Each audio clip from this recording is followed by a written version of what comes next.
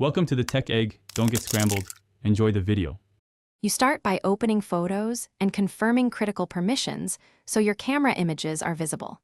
Tap Albums right away because Albums shows camera roll and recents grouped by date. This is faster than scrolling the main grid.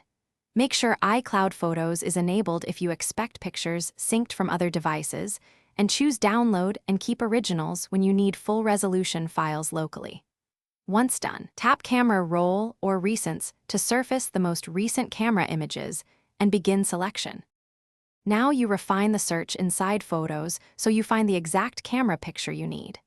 Use albums and media types to isolate live photos, bursts, or videos shot with the camera, which narrows results instantly. Swipe in Library between years, months, and days to jump time ranges instead of endless scrolling.